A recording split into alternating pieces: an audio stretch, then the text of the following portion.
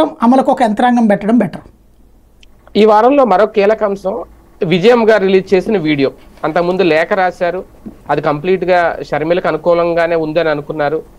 అంటే విజయం గారి వీడియోతో ఆమె ఇంటెన్షన్ ఎలా చూడాలి, ఏమనుకోవాలి, జగన్ ప్రత్యర్థులకు ఒక చురకలంటించేలా ఆ వీడియో ఉంది అనేది కూడా, అసలు ఆ ఇంటెన్షన్ ఏంటి, ఎందుకు ఆ వీడియో రిలీజ్ చేశారు? వైఎస్ఆర్ కాంగ్రెస్ పార్టీకి సంబంధించి ఈ వారం 2 రకాలు ఉంది.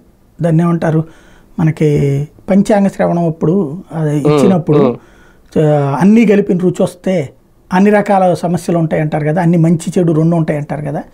అట్లాంటి పరిస్థితి వైసీపీ వాళ్ళకి. సోషల్ మీడియాలో కేసులతోనేమో భయం, బాధ. జగన్మోహన్ రెడ్డి బయటకు వచ్చి ఇచ్చిన వార్నింగ్ ఏమో సంతోషం. విజయమ్మ జగన్ చెప్పినటువంటి దానికి అనుకూలంగా మాట్లాడిన దానికేమో ఆనందం. అది ఓవరాల్గా జరిగేది. విజయమ్మ జస్ట్ ఏంటంటే తను చంద్రబాబు నడిపించే మనిషి అనే ముద్ర ఎంచుకోవాలని సిద్ధంగా లేదు ఆవిడ.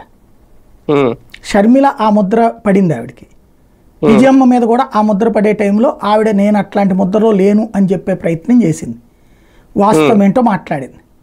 తద్వారా తను తన కొడుకు పక్షాన ఉన్నానని కాదు, అక్కడ కుటుంబ పెద్దగా తన కొడుకు మీదన తన ద్వారా అపార్థం చేసే ప్రయత్నాన్ని ఆపింది. అంటే కొడుకుతో తనకు శత్రుత్వం ఏం లేదు అన్నటువంటి విషయాన్ని తేల్చి చెప్పింది అక్కడ. అంటే తల్లి మీదే ట్రిబ్యునల్కి వెళ్ళాడు కొడుకు అంటున్న టైంలో ఈ వీడియో రిలీజ్ చేసి